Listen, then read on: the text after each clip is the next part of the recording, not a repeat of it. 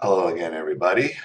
Um, this isn't a story from someone else I'm doing. This is my own.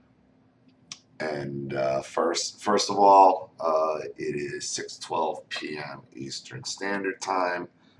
Plan on being up till about noon tomorrow, Monday, 12 noon Eastern Standard Time. So I'm probably going to be going straight through until then. I'm trying to set up some encoding software so I could possibly get a live stream going sometime tonight. So look for that as well. So what I wanted to talk about today, and I'm going to get to the other videos after this one, was I got to thinking, you know, as I do these videos and different topics, and you never know what's going to spark a memory. Charlene was asking me, the thing with the voice, and why my voice is the way it is. And, we got to talking, and somehow we got on the subject of, again, when I was sick with mono at 18. And it started with, narcissists and how they change your thinking. And as sick as I was, why I didn't go to the doctor myself when I could have. I had a car, I was 18 years old. Should have just gotten in my own car and driven myself to the hospital. And I was thinking it was just the narcissism, because Charlene was saying, well, it's because your mother didn't say, we'll go to the doctor, and didn't give you permission. And that wasn't it with me, because I had no problem whatsoever defying my parents, ever, because I always thought they were idiots. I always thought they were abusive morons. The problem is that and I think so many of us, are ignorant to so many basic workings of the world, and you don't realize it. But she still couldn't grasp, well, why didn't you just go to the doctor? And I had to start thinking again. And I started with the doctor, and I've told the story of how that all went down when I got sick with mono, and I'm going to retell it again, but I have to start here, go back, and then you'll see why.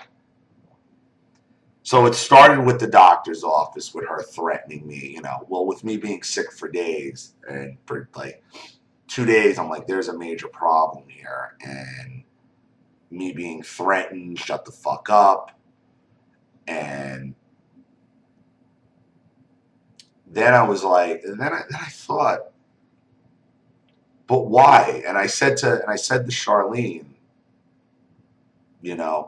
I was so sick, and the sore throat was so bad from with mono that it overtook everything else that was going on. The weakness, like, it was horrendous. And that's when the light bulb went off in my head. The sore throat. I can't deal with a sore throat. I would rather puke all over the place than to have a sore throat. And then I started thinking, why? And then Charlene's like, well, do you still have your tonsils? And I'm like, oh yeah, I have my tonsils. I'm like, that was a big thing when I was a kid, that my tonsils were always infected, and then I stopped. And then all of it just fucking dawned on me. See, when I was a kid, I was constantly getting throat infections. Constantly. When I was a baby, like before I can really remember everything. And this is something my mother would say, because the doctor would tell her, his tonsils are going to need to come out soon, because this is going to keep happening. And my mother was insistent, oh, he'll grow out of it, he'll grow out of it, he'll grow out of it. So my mother would take this great pride as I hit 4, 5, 6, how she was smarter than the doctor, that I didn't need my tonsils out. In the meantime, after that time, I'd say 4 or 5 years old, every time I had a sore throat, I was accused of making it up, faking it, not really being sick. So I would go to school for days and weeks with sore throats. I'd spend half my winters and summers with sore throats. Painful, painful sore throats. That if I complained about, I was called a liar, a faker, I'm an actor. I just didn't want to go to school. I never went to the doctor for a sore throat. The only time I ever went to the I was allowed to go to the doctor is if I was puking, if I was physically vomiting. That was it. I had chicken pox, I went to the doctor. And unless I had a stomach virus, I didn't go to the doctor.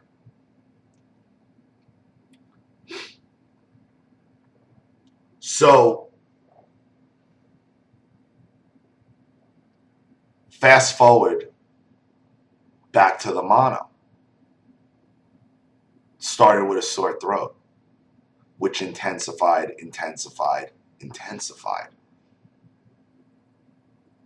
But I'm not even thinking about going to the doctor or the hospital, because I don't even think it's an option. Because at that point, I've been dealing with sore throats for, 18 years. 15, 14, 15, 16 of which I was being called a liar for having every single time. It's torturous to me. It was torturous. So when that sore throat started and it intensified, I'm thinking, this is just a sore throat. I don't know what the hell is going on.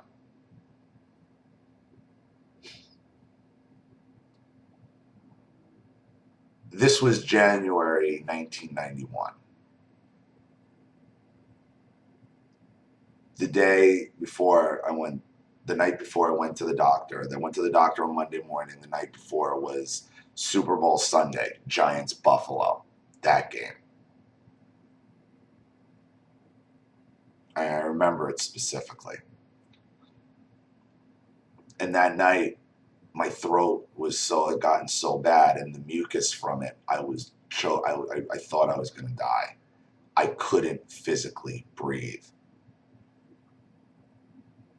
And now I remember, like 2, 3 in the morning, I was in the bathroom trying to throw up the mucus. And that's when my mother's telling my father, he's faking, he's making himself throw up, get in there and kill him. Beat the shit out of him, and then him, shut the fuck up. I left the bathroom, went downstairs to the family room, choking on the couch for the rest of the night.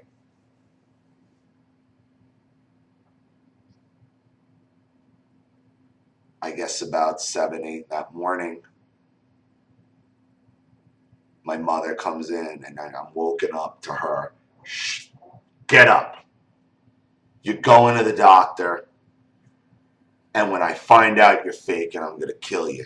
And you're going to be out and every fucking threat imaginable. And soon as she said you're going to the doctor, like the light, just like, the doctor. And all I said to her was, thank God. Thank God. Because somebody else is going to see this. I knew I was in bad shape. I knew something was really, really wrong.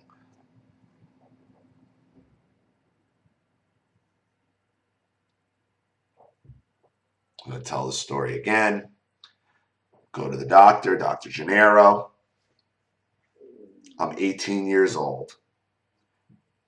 Now, mind you, I'll get back to that after. I'm 18 years old.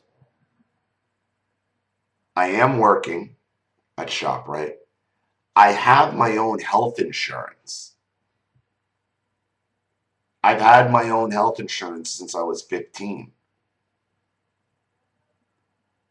which is why my parents were so insistent on me getting a job at ShopRite at 15, because they knew they had a great benefit package with that.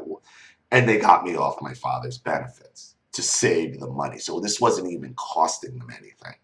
Nothing. And back then, this is 1991, I was paying $1 copay for doctor visits and $1 for prescriptions. That was it. And it was full medical benefits. We're sitting there, my mother, and I'm like, I can't breathe.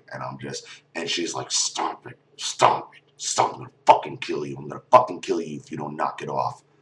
Threatening me the entire time, waiting for the doctor to come in. I can't even, I could barely talk. And she's just, stop it, Doctor comes in. She makes some sort of snide comment, kind of gives her a sideways look. And he comes up, he goes, you're not feeling well? And I'm like, and I didn't say anything. I'm just kind of just like shaking my head. And he goes, what is it, your throat? And I'm like, yeah. She's like, he's telling me he's got a cold. And he grabs my glands like this and he just touches them. And he's like, oh my, just like that, oh my. Takes out his stick, opens my throat, and is like, oh my God. My mother's like, well, what does he do? What, do you got a cold? And he goes, it's not a cold. Virus? No. The flu? He turns to her and he goes, he's got mono, and it's pretty advanced. Like his throat's about to close.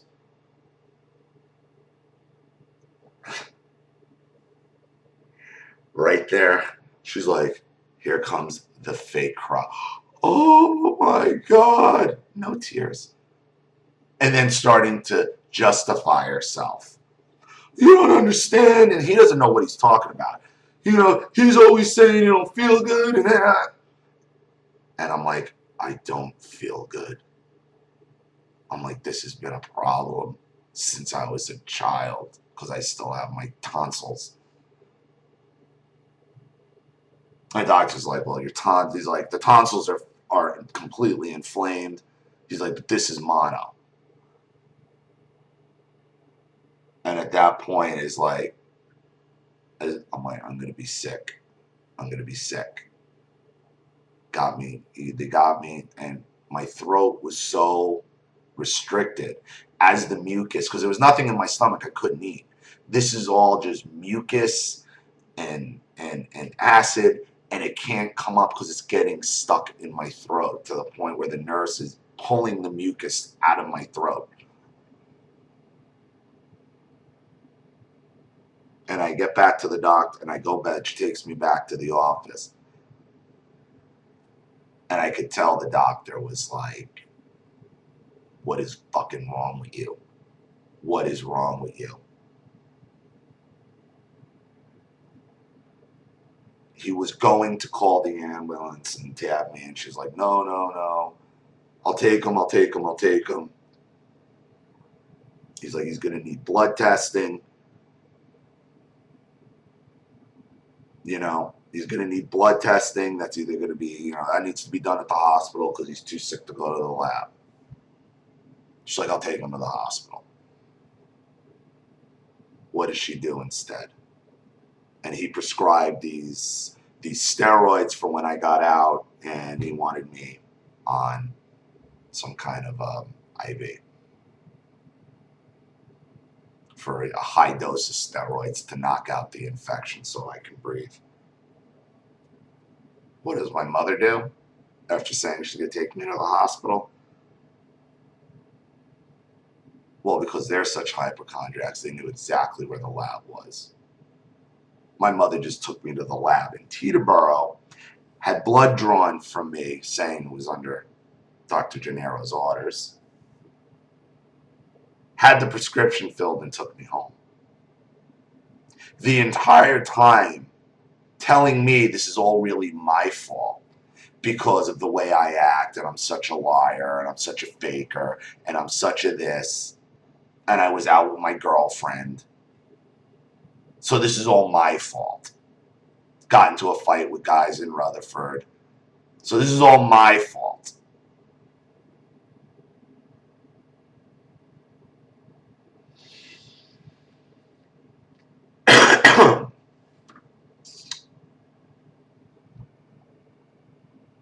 I got the steroid pills, passed out in my bed. I remember I was wearing my old track clothes from the high school track team. Cloth sweatpants and a t-shirt. Team colors. And I've told this story before, but I'm going to tell it again because this all ties in.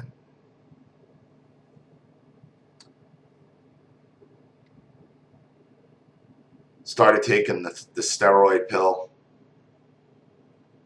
passed out, because just, if you ever had mono, you know what it does to you. And that's when I woke up with my mother, pulling my mother. Because I was laying on my side, just curled up in a ball in the fetal position. And that's when I woke up with my mother with my pants pulled down and her trying to put a fucking thermometer in my ass.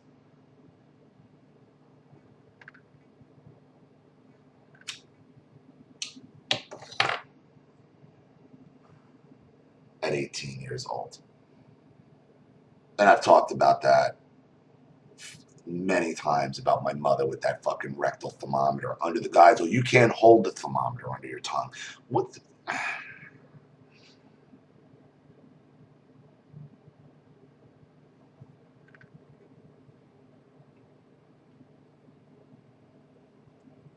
Took a swipe at her and get the fuck away from me. Grabbed the goddamn thing, snapped it, threw it.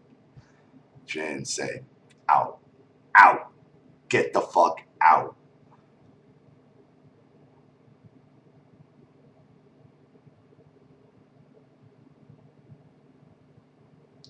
Luckily that night, I woke up about 2 in the morning.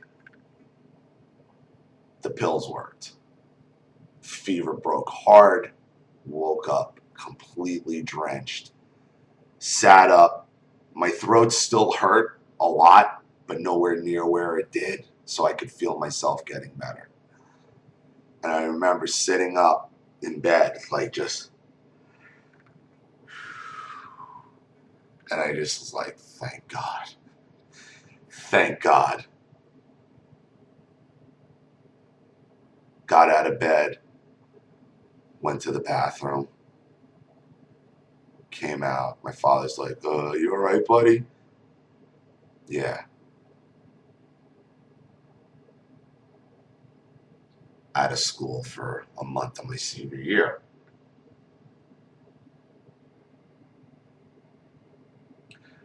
There's a lot that happened in there. And I made the connection with the whole sore throat thing.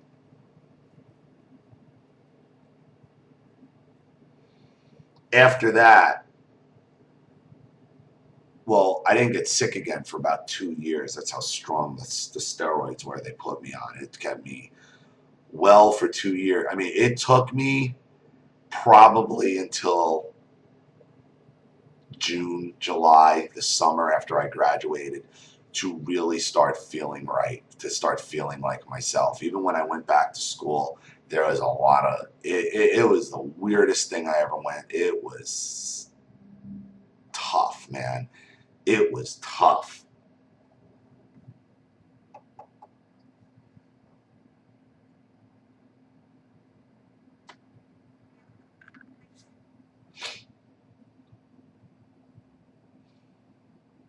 So in order to prove a doctor wrong, because that's something in Drunkie's world, in Virginia's world, in that whole fucking world that they live in, proving the so-called professional wrong is just such a great charge. They get such a thrill out of being, I was right, this doctor told me this lawyer told me this, so-and-so told me this, I know better. I know better. So now I'm 43 years old with tonsils that are constantly getting infected, which I was told about 6 years ago they should have been out when I was a kid. But taking them out at an older age is even more torturous. So unless they become infected to the point of, it's going to kill me, they're going to stay.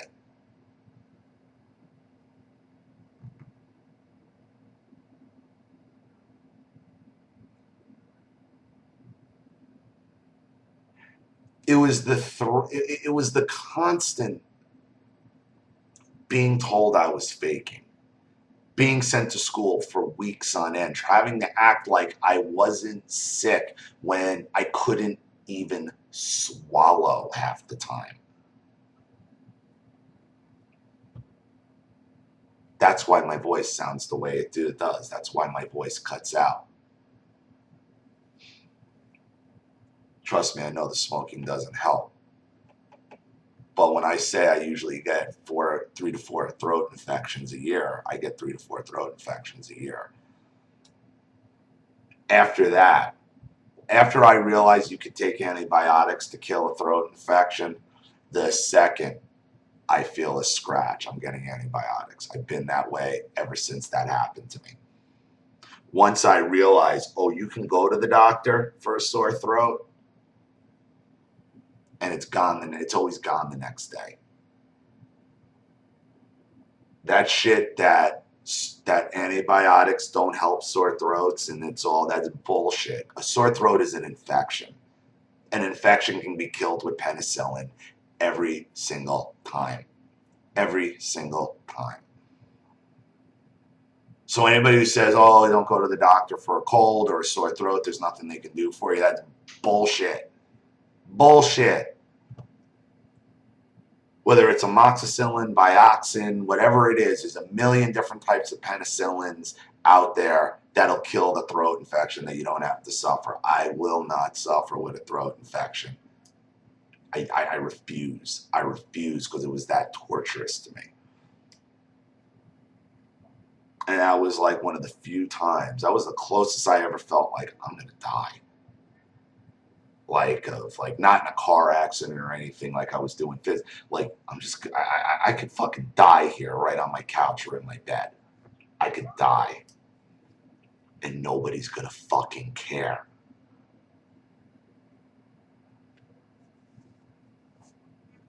You almost become resigned to die.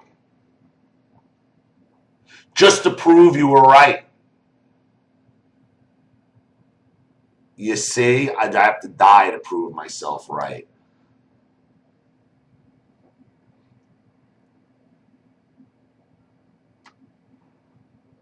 Not that it would have mattered, they'd change your memory anyway.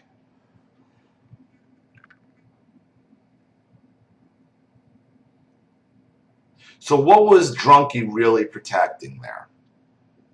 With all those threats, with the throat infections, with all that. She was still playing her game against Dr. Cunin, who had retired years earlier, who was my original pediatrician, who had told her those tonsils are going to need to come out. No. They always know fucking better. So all those throat infections, all that torture, the damage to my voice is all a direct result of Drunkie the fuck clown trying to prove herself right.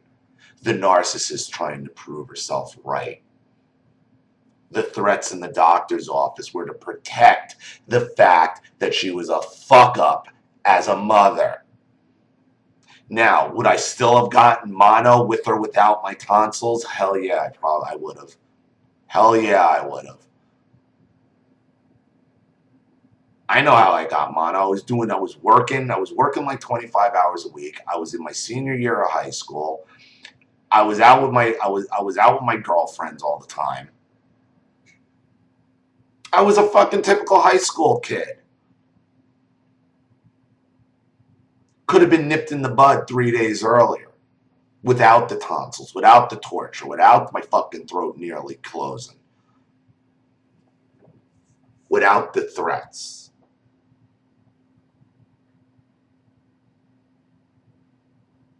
If it had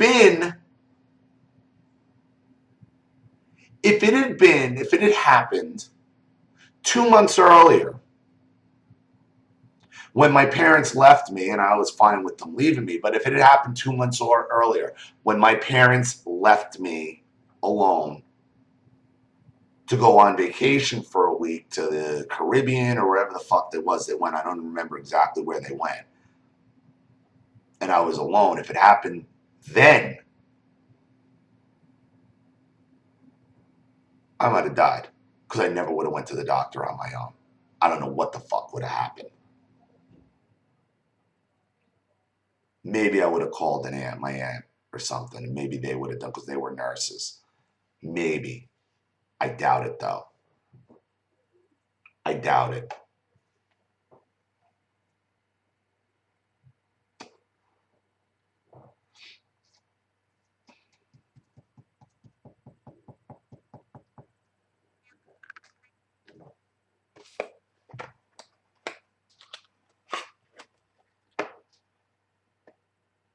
And all that, the threats was all to protect. Avoiding taking me to the hospital. Rolling the dice and just taking me to have my blood drawn. Which I was told years later by Dr. Gennaro, because I kept them and went back to him after all this shit started going down. He lost it on when he found that out, he lost it on my mother. And the problem was I was 18, there was nobody to call about it. I was already legally an adult. Otherwise, Child Protective Services would have gotten involved.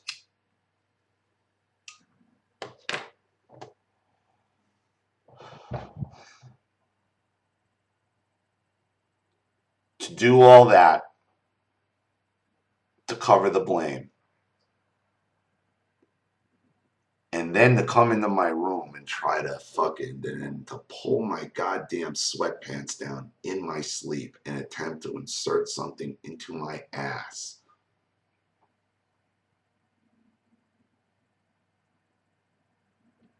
I still own you. You're still a child.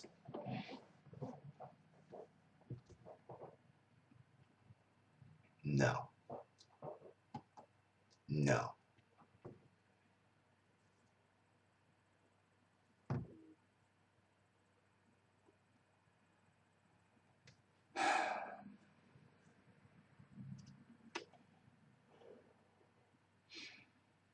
Even I get triggered. I don't have all the answers. Still things about my life that I'm figuring out as well. So these stories, they help me as well.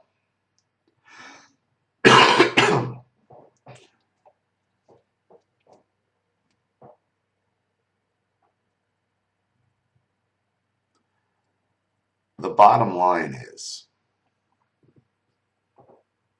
the longer you keep these narcissists in your life, the greater chance that you have of them really doing some damage to you. The more you talk about these things, the more memories you're going to have, the more analysis you're going to go back, and you're going to start really figuring things out as to why you think the way you do, why things went down the way they did.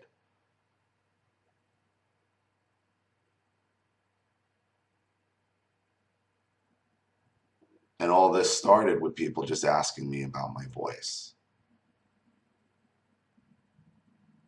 Never really put any thought into it. But my voice has been like this since I was a kid. Cutting out, gravelly, raspy, and it's just been indicative of somebody who's just constantly has throat infections because of some simple operation that should have been done as a child, so the narcissists can prove themselves right over a so-called professional. And that'll go on for 18 years to the point where they almost kill you because of it, because of their actions, and because of the ignorance that they instill upon you. Never even considered you could go to the doctor for a sore throat at 18. That's sad. But with time comes clarity. And that's why I say no contact is the only way. Thank you to everybody watching. Please leave your opinions in the comments section below. And again, if you want your story read on the channel, you have a topic you'd like me to cover, or a narcissist you'd like to expose, you know what to do with the PayPal and my email links in the description box. I'll have the video right back to you. And again, remember, I'm going to be here till about noon tomorrow. So if you need a video, you want something, it's going to be pretty immediate. This is Ollie Matthews. Thanks for watching. See you all again soon.